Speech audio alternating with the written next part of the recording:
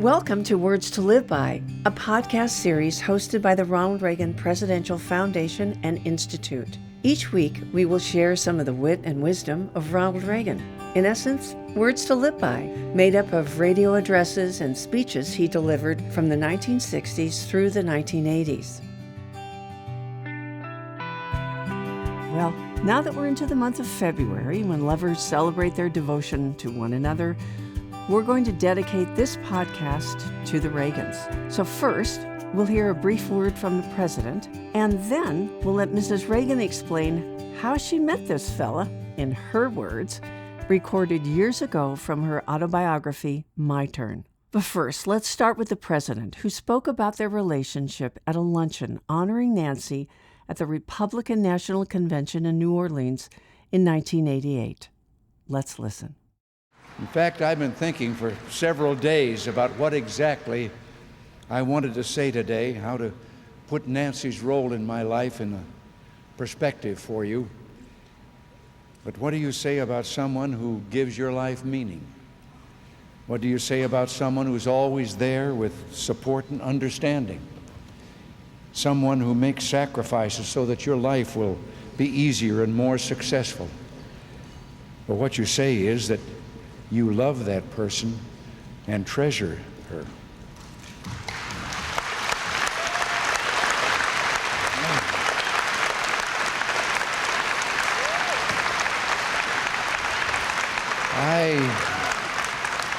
I simply can't imagine the last 8 years without Nancy. The presidency wouldn't have been the joy it's been for me without her there beside me. And that second floor living quarters in the White House would have seemed a big and lonely spot without her waiting for me every day at the end of the day. You know, she once said that a president has all kinds of advisors and experts who look after his interest when it comes to foreign policy or the economy or whatever, but no one who looks after his needs as a human being. Well, Nancy has done that for me through recuperations and crises. Every president should be so lucky. So then where did it all begin? Well, let's hear Mrs. Reagan tell the story of how they met. I've said it before and I'll say it again. My life didn't really begin until I met Ronnie. And this is how it happened. One evening in the fall of 1949, I was in my apartment reading one of the Hollywood papers when I noticed a name, my name, in a list of communist sympathizers in Hollywood. In those days, I didn't know much about politics, but I knew that my name didn't belong on the list. In New York, I'd also been mistaken for another Nancy Davis and had received her mail and even some of her phone calls. It's not exactly an uncommon name. When I came to Mervyn LeRoy with my problem, he had the studio arranged for an item to appear in Luella Parsons' widely read gossip column in the Examiner, pointing out that Nancy Davis, who was listed as a communist sympathizer, was not the actress who was under contract to Metro. Feeling any better, he asked me the next day. Well, a little, I said, but my parents would die if they heard about this. What else can I do? Maybe I should call Ronald Reagan, he said. This might be something the Guild should look into. Now, Ronald Reagan was president of the Screen Actors Guild. I'd seen some of his pictures, and on screen at least, he seemed nice and good-looking, someone I thought I'd like to meet. Mervyn, I said, I think that would be a very good idea. Come to think of it, he said, you two might really hit it off. I'll have Ron call you. Well, I spent that night waiting for the phone to ring. The longer I waited, the more I liked the idea of meeting Ronald Reagan, but he didn't call. The next morning, Mervyn took me aside to say that he had spoken to Ronald Reagan, who had told him that there were at least 3 other Nancy Davises in Hollywood. If there's ever a problem, Mervyn said, the Guild will defend you. Well, now that was reassuring, but it wasn't exactly what I wanted to hear. So I put on a very unhappy face. I'm really worried, I said. I'd feel a lot better if Mr. Reagan explained it to me himself. So late that afternoon, the phone rang.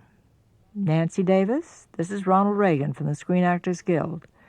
Mervyn LeRoy asked me to look into your problem, and I have some answers for you. If you're free for dinner tonight, perhaps we could talk about it then. Well, I stammered, I think I could manage it. How about 7:30, he said. It can't be a late night because I have an early call in the morning. I smiled when he said that. Everyone in Hollywood who went out on a blind date knew enough to mention an early call. If the evening turned out to be a disaster, you had an excuse to end it early. Fine, I said. I have an early call, too. I didn't, but a girl has her pride. 2 hours later, my first thought when I opened the door was, this is wonderful. He looks as good in person as he does on the screen. My visitor was propped up on a cane, and he explained that he had hurt himself in a charity baseball game and had just spent 8 weeks in the hospital with a broken leg. We went to LaRue's, one of the best restaurants on Sunset Strip. In those days, the Strip was still the place to go and to be seen. By the time we sat down to dinner, we had finished discussing the Nancy Davis problem, and my date, who was more familiar than I with the mores of Hollywood, had come up with what he thought was the ideal solution. Have the studio change your name, he said. You'd hardly be the first. He had no way of knowing how long I had waited to be called Nancy Davis and how much that name meant to me. I can't do that, I told him. Nancy Davis is my name. I had known Ronald Reagan 10 minutes when he suggested that I change my name. More than 2 years later, when we came back to this topic, I would be all too happy to change my name to his. As we were finishing dinner, he said that Sophie Tucker was opening at Ciro's that night, together with Xavier Cugat and his band, and suggested that we drive over there just for the first show. Fine, I said, just for the first show. Of course, we stayed for both shows, and by the time Sophie Tucker had finished, we'd admitted that neither of us really had an early call. It was almost 3 in the morning when Ronnie brought me home. I don't know if it was exactly love at first sight, but it was pretty close. We'll hear the rest of the story right after this brief message. The Ronald Reagan Presidential Foundation is the nonprofit organization created by President Reagan himself, and specifically charged by him with continuing his legacy and sharing his principles: individual liberty, economic opportunity, global democracy, and national pride. We must remain vigilant and work together to share these conservative principles with younger generations. Your role is critical to move our mission forward. Thank you for your continued support. Please visit reaganfoundation.org/give. That's reaganfoundation.org/give. Now, back to the love story of Ronald and Nancy Reagan. Okay, sounds like the first date went pretty well. So, then what? Let's listen. We had dinner together the next night, and the night after that, and the one after that. For the first month or so, we must have gone to every restaurant and nightclub in Los Angeles. Almost as soon as we started dating, the press began to write about it and to speculate about our marriage.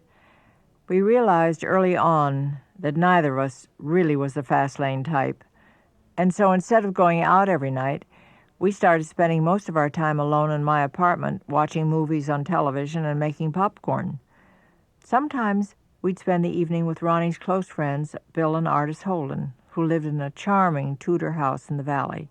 Ronnie had been so deeply hurt by his divorce from Jane Wyman that it took a lot of time before he could even consider getting married again. Like most of his generation, he had been brought up to believe that you married once and that was it, for better or for worse. His divorce had come suddenly, and he was totally unprepared for it. He also had nobody to confide in when it happened.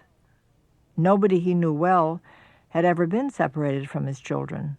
He spent a week or so living with the Holdens, but he was really lost, and he missed the children terribly. I decided that he was getting serious when he invited me to come with him to his ranch. I eventually spent a number of Saturdays and Sundays there, which means that I painted a lot of fences. One Monday morning at the studio, the makeup man told me that I was the first actress he had ever worked with who had to have the paint removed before she could get her makeup on. He wanted to be with me all the time, but he still hesitated to make it official. The press continued to write about us. I felt the pressure and was more than ready to move things along. So, with a little clever manipulation, she figured out a way to, yes, move things right along. And so, a few weeks after Christmas, 1951, I told Ronnie that I'd asked my agent to get me a play in New York. We announced our engagement on February 21st, 1952, and planned the wedding for early March. The columnist, Luella Parsons, wrote, "The long-expected marriage of Nancy Davis and Ronald Reagan has now been set for early next month." We were thrilled, and so were our parents. We were married very simply on March 4th, 1952, at the little brown church in the valley. We didn't invite anybody, no press, no family, no fuss. Our only witnesses were Ardis, who was the matron of honor, and Bill, our best man. After the ceremony, we went back to the Holdens for wedding cake and dinner. Bill had arranged for a photographer, and our wedding picture ran everywhere. They'd offered to have a reception for us, which in retrospect I wish we had done. But again, Ronnie wanted to avoid publicity. For the wedding, Ronnie gave me a bouquet of flowers, and I wore a gray wool suit with a white collar and a small flowered white hat with a veil. I still have my wedding suit, which turned up again in the fall of 1988 as I was unpacking boxes in our new house in Los Angeles.